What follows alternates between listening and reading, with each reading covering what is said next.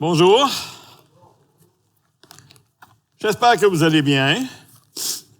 Elle m'a surpris, là.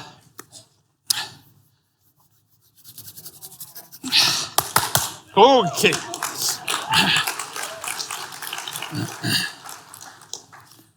Alors, mon nom est Sylvain Plouffe. On a entendu parler de moi matin. Et je suis un des pasteurs ici, à l'Assemblée Le Sentier, un des serviteurs, je dirais, du Seigneur Jésus-Christ, pour la gloire de Dieu, le Père et de son Fils Jésus. Bienvenue à chacun et chacune en ce jour de réjouissance. Jour où nous célébrons la nouvelle naissance de 4 jeunes filles. Dieu est grand. Dieu est merveilleux. Ces 4 jeunes filles-là, ils ont pris la décision d'obéir à Dieu en se faisant baptiser, afin de témoigner publiquement de l'œuvre de l'Esprit en elles. 4 jeunes filles qui ont grandi parmi nous. Dans notre groupe en mission, Mamie Lynn, je l'appelle comme ça, c'est mon épouse, elle partageait que sa petite fille Zoé était pour se faire baptiser avec 3 autres jeunes filles de son âge. Il y avait un autre grand-maman dans le groupe qui savait que Zoé était amie avec sa petite fille qui a éclaté en sanglots. Voyez-vous, les grands-parents, ça sert à prier pour leurs petits-enfants. Et ça sert à crier à Dieu, à soupirer après Dieu.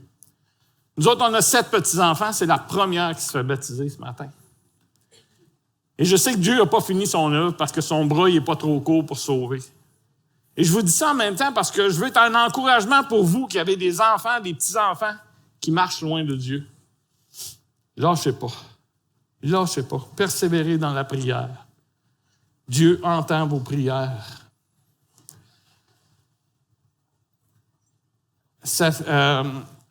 Voyez-vous, le baptême de ce matin est une réponse à la prière de certaines grands-mamans, de certains grands-papas de l'Assemblée, et même de d'autres assemblées qui sont ici, ou d'autres qui n'ont pas pu se présenter ce matin, mais quand même, ils ont appuyé cette requête dans la prière. Ils sont contents de voir leurs enfants. Puis, je sais que les anges se réjouissent ce matin parce que c'est écrit dans Luc, chapitre 15, verset 7.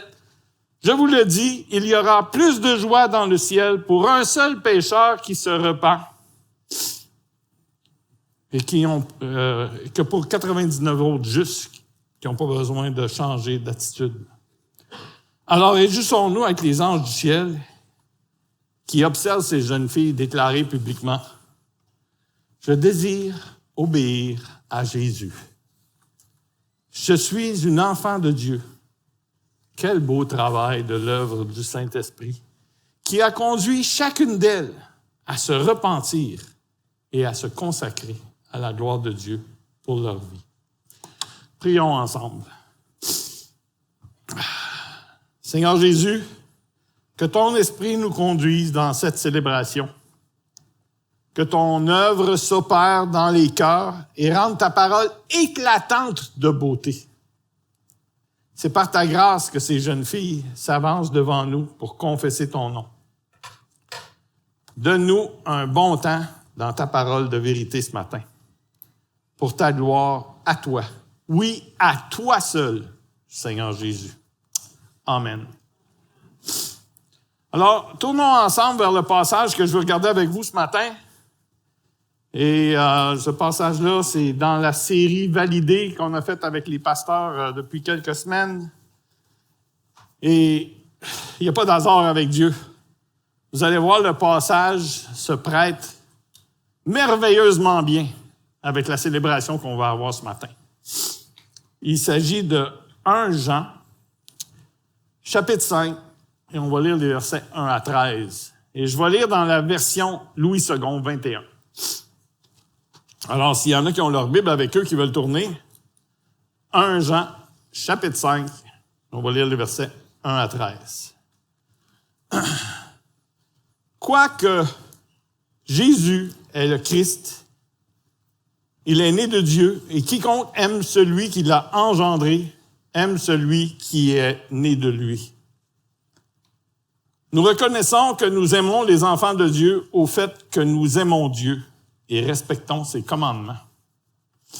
En effet, l'amour envers Dieu consiste à respecter ses commandements.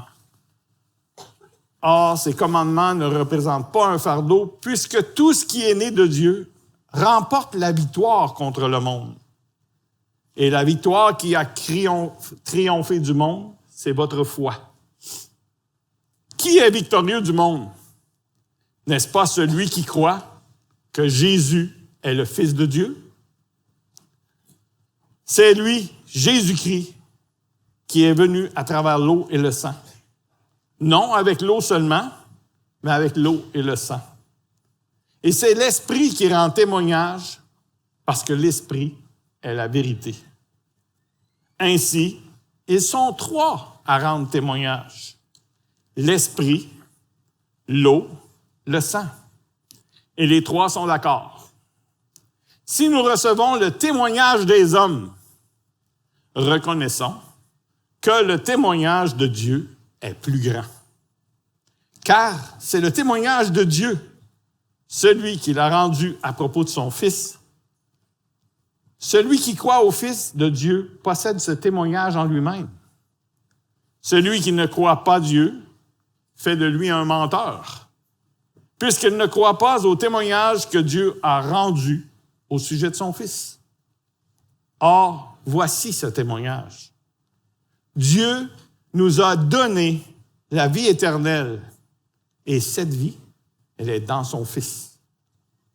Or, voici ce témoignage. Celui qui a le Fils a la vie. Celui qui n'a pas le Fils de Dieu n'a pas la vie.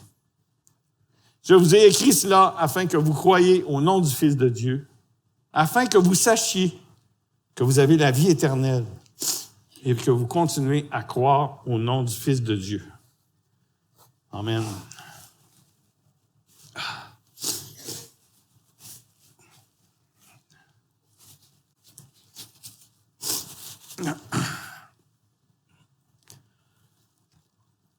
Cette lettre fut écrite par l'apôtre Jean. Et on sait que Jean, par l'écriture de l'évangile de Jean, était le disciple aimé de Dieu, le disciple aimé de Jésus. Et il se présente ainsi dans l'évangile de Jean. Il va dire le disciple que Jésus aimait. Tout le temps, il parlait de lui. Pourquoi? Parce qu'il se savait aimé de Jésus. Il était convaincu dans son corps, dans son cœur, dans sa pensée, que Jésus l'aimait profondément. Êtes-vous convaincu dans votre cœur aujourd'hui que Jésus vous aime de la même manière? Arrêtez-vous et réfléchissez à ça. Quel beau passage pour la célébration de ce matin. Il y a beaucoup à dire sur ce passage, chargé à bloc de vérités bibliques, plus magnifiques les unes que les autres. Mais ce matin, comme il s'agit d'une célébration de témoignage, j'aimerais que nous nous attardions sur les versets 7 et 8. Ils sont trois à rendre témoignage, l'Esprit, l'eau et le sang. Et les trois sont d'accord. Le témoignage est quelque chose d'important dans la parole de Dieu. D'ailleurs, la loi de Dieu dans Deutéronome 19:15 dit « Un seul témoin ne suffira pas contre un homme pour constater un crime ou un péché, quel qu'il soit. Un fait ne pourra s'établir que sur la déposition de 2 ou 3 témoins. » Ici, dans le texte, Jean nous parle de 3 témoins. Où trouver de l'information au sujet de ces 3 témoins? Qui sont ces 3 témoins? Regardons ensemble ce que nous rapportent les Écritures au sujet de ces 3 témoins. En effet, je n'ai pas trouvé de meilleur endroit que les Écritures pour apprendre à connaître ces 3 témoins. D'abord, l'Esprit de Dieu. L'Esprit de Dieu est une des personnes de la Trinité. une des trois personnes. Il est de toute éternité avec le Père et le Fils. Dans les Écritures, nous le voyons dans le livre de Genèse, dès le premier chapitre, au verset 2. On y lit, « La terre n'était que chaos et vide. Il y avait des ténèbres à la surface de l'abîme et l'Esprit de Dieu planait au-dessus de l'eau.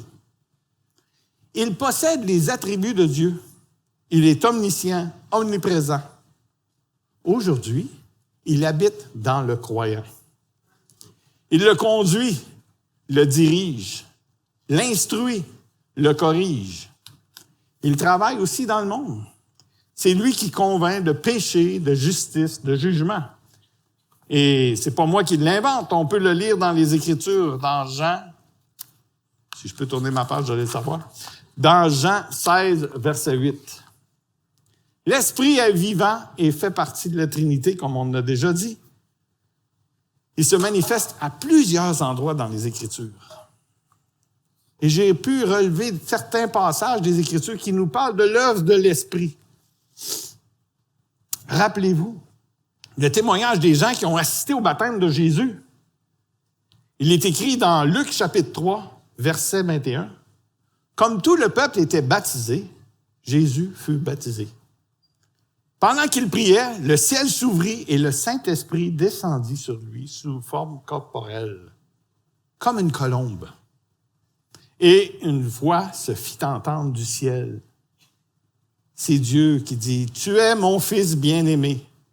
Tu as toute mon approbation. » De la même façon, nous lisons au sujet de l'Esprit dans le livre des Actes. Et nous nous rappelons certainement qu'au jour de la Pentecôte, tous les apôtres étaient réunis ensemble au même endroit. Tout à coup, il vint du ciel un bruit comme celui d'un vent violent, qui remplit toute la maison où ils étaient assis. Des langues qui semblaient de feu leur apparurent. Séparées les unes des autres, elles se posèrent sur chacun d'eux. Ils furent tous remplis du Saint-Esprit et se mirent à parler en d'autres langues, comme l'Esprit leur donnait de s'exprimer.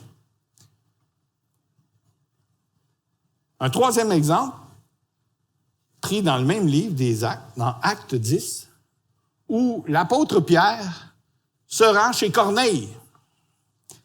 Et à cette époque, vous savez que les Juifs n'avaient pas de relation avec les non-Juifs, les circoncis avec les incirconcis. Mais Dieu intervient, appelle Pierre à se rendre chez Corneille.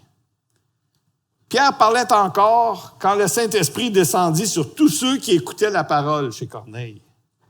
Tous les croyants circoncis qui étaient venus avec Pierre furent stupéfaits de ce que le don du Saint-Esprit était déversé même sur les non-juifs.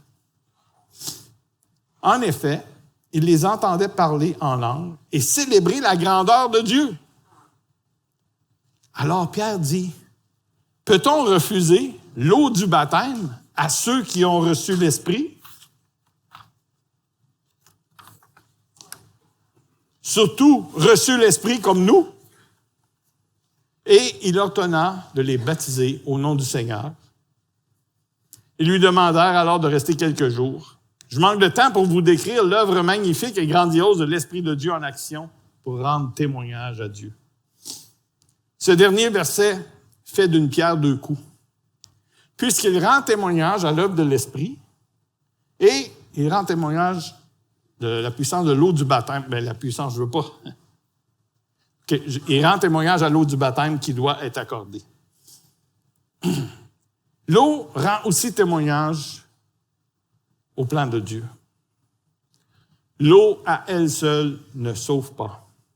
En fait, les 4 jeunes filles qui sont passées dans le baptistère ce matin, ils n'ont pas laissé leur péché dans l'eau, puis ils n'auront plus de péché. C'est pas comme ça que ça fonctionne. L'eau n'enlève pas le péché. Les 4 jeunes filles demeurent pécheresses.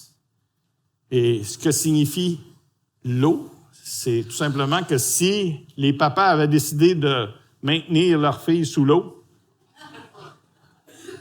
et ça en serait suivi la mort. Donc, c'est pour représenter qu'elles sont mortes à leur ancienne vie. Elles sont mortes à leur désir de la chair. Et elles vont continuer de combattre contre ce désir de la chair-là toute leur vie, comme chacun d'entre nous. Et elles sont ressuscitées avec Christ, avec, dorénavant, la puissance à laquelle elles peuvent faire appel, c'est-à-dire l'Esprit de Dieu. Ceux qui vivent dans les pays désertiques, comme Israël, connaissent encore plus la valeur de l'eau. Quand ça fait quelques jours que tu marches dans le désert et que tu as soif, ça donne une valeur à l'eau qu'on n'a peut-être pas, nous, d'avoir à se rendre à l'évier pour tourner le robinet et remplir notre verre, n'est-ce pas? Alors, on sait que l'eau, c'est primordial pour la vie. Le monde végétal et animal dépend des sources d'eau, comme nous. Autant l'eau est nécessaire à la vie, autant Dieu se déclare comme une source d'eau vive. On peut lire dans Jérémie 2,13, « Car mon peuple a commis un double péché. Ils m'ont abandonné, moi qui suis une source d'eau vive, pour se creuser des citernes crevassées qui ne retiennent pas l'eau. » Dieu donne un exemple concret de la nécessité de croire en lui, de nous abandonner à lui. Puis il prend l'analogie de l'eau. Autant on a besoin d'eau pour vivre, autant on a besoin de Dieu. Et Jésus lui-même, dans le passage de Jean, chapitre 7, versets 37-39, le dernier jour, le grand jour de la fête, Jésus debout s'écria, « Si quelqu'un a soif, qu'il vienne à moi et qu'il boive. Celui qui croit en moi, des fleuves d'eau vive couleront de lui, comme l'a dit l'Écriture. » Il dit cela à propos de l'Esprit qui devait recevoir ceux qui croiraient en lui. En effet, l'Esprit Saint n'avait pas encore été donné parce que Jésus n'avait pas encore été élevé dans sa gloire. Un autre passage où on peut faire une pierre deux coups. On a Jésus qui annonce que l'eau vive va couler de ceux qui croient en Jésus. Cette eau vive, c'est partager notre foi. Partager que Christ est la source d'eau vive. Partager comme Jésus l'a fait au puits avec la femme samaritaine. Quand il lui a dit, « Tu vas me donner de l'eau à boire, mais moi je peux te donner une eau, tu ne peux plus jamais soif. » Hey, ça a dû piquer sa curiosité pas à peu près. Pour être capable de dire, « Ils vont me donner une eau, puis je n'aurai plus jamais soif. » Mais cette eau-là, c'est la présence de Dieu même dans nos vies.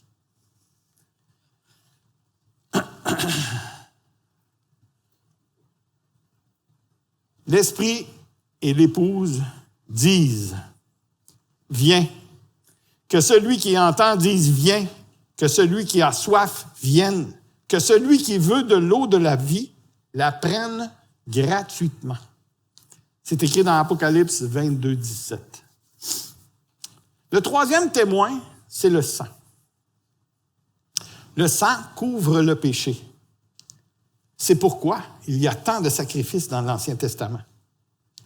Lorsque les hommes venaient au temple, c'était pour offrir des sacrifices et faire des offrandes. Le livre de Lévitique et d'autres livres de l'Ancien Testament le prouvent. L'aspersion de sang accompagnait tout sacrifice à l'Éternel. Hébreux 9, 22 nous dit « Et presque tout, d'après la loi, est purifié avec du sang. Et sans effusion de sang, il n'y a pas de pardon. »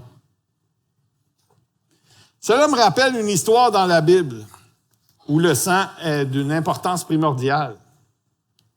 Peut-être vous rappellerez-vous cette histoire.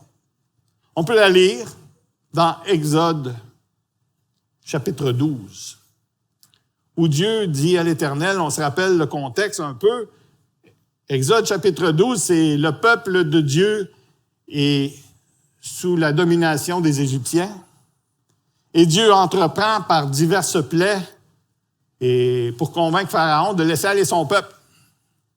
Et on sait que le cœur de Pharaon s'endurcit et qu'il revient toujours sur sa parole. Il va leur dire, OK, vous pouvez partir. Puis il essaie de définir comment ça va se faire. Puis là, Moïse lui dit, non, c'est pas comme ça que Dieu veut que tu fasses. Puis si tu résistes, Dieu va t'envoyer d'autres plaies. Et ça finit par une plaie où le sang vient à être pris en compte. Et c'est le sang qui rend témoignage à Dieu encore une fois. Donc, Dieu dit, parlez à toute l'assemblée d'Israël et dites, le 10e jour de ce mois, on prendra un agneau pour chaque famille. Un agneau pour chaque maison. Ce sera un agneau sans défaut, mâle, âgé d'1 an. Vous pourrez prendre un agneau ou un chevreau. On prendra de son sang et on en mettra sur les poteaux de la porte, ainsi que sur le linteau. Ensuite, on mangera cet agneau. Cette nuit-là, je passerai dans le pays d'Égypte et je frapperai tous les premiers-nés du pays d'Égypte. Depuis les hommes jusqu'aux animaux, j'exercerai un jugement contre les dieux d'Égypte. Je suis l'Éternel. Le sang vous servira de signe sur les maisons où vous serez. Je verrai le sang et je passerai par-dessus vous. Il n'y aura point de plaie qui vous détruise quand je frapperai le pays d'Égypte. Le même phénomène se produit quand Dieu voit le sang de Christ qui a couvert nos péchés. Il passe par-dessus nous. En fait, en anglais, on dit pas Pâques, on dit Passover. Puis Passover, ça veut dire passer par-dessus. Le sang de Christ est notre refuge. Le sang de Christ couvre nos fautes, couvre nos péchés. En fait, nul ne pourrait subsister devant Dieu si ce n'était pas de l'œuvre rédemptrice, de l'œuvre de Christ à la croix. Dieu passe par-dessus nos fautes à cause de l'œuvre de son Fils. Il dit ensuite, vous conserverez le souvenir de ce jour et vous le célébrerez pour une fête en l'honneur de l'Éternel. Vous le célébrerez comme une loi perpétuelle pour vos descendants. Dans cette histoire de la Bible, ce sont des hommes qui offrent leur agneau pour l'immoler comme sacrifice à Dieu. Et il fallait que cet agneau soit sans défaut. Dans le cas de Jésus-Christ, c'est Dieu le Père lui-même qui offre l'agneau parfait pour le sacrifice. Cet agneau est si parfait qu'il accomplira ce que les autres sacrifices ne pouvaient qu'apaiser. C'est d'ailleurs pour cela que Jésus peut s'écrier « Tétélestai ». Hey, je fais mon... C'est du grec, puis ça veut dire « tout est accompli ». Je trouvais que ça sonnerait bien ce matin, là.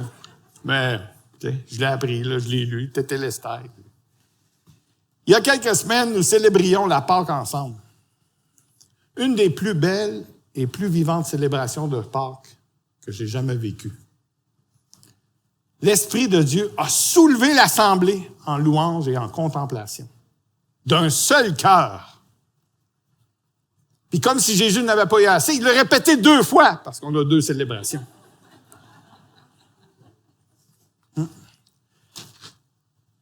Je vous rappelle ici les paroles d'un chant que la chorale a entonné. Une croix dressée, un corps sacrifié, sur la terre des hommes. Rude châtiment pour un innocent, condamné pour avoir trop aimé. Et le second couplet qui dit « Ni l'or, ni l'argent ne pourraient racheter une goutte de sang de l'agneau de Dieu. Il est précieux pour laver, effacer le péché. » Quelle est la valeur du sang qui a coulé pour nous racheter?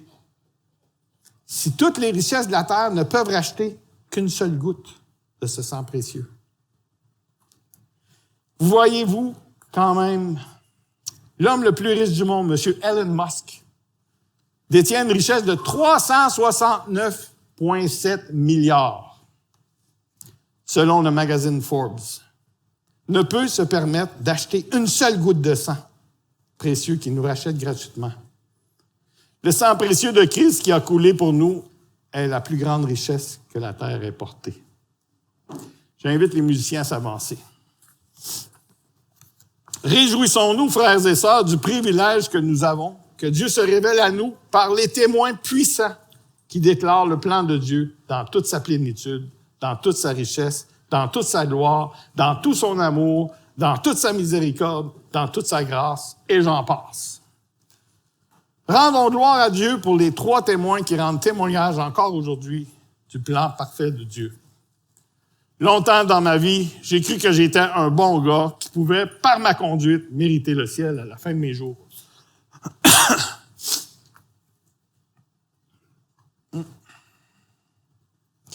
Mais, comme nous venons de le voir, rien ne peut racheter une goutte de sang, pas même une conduite exemplaire.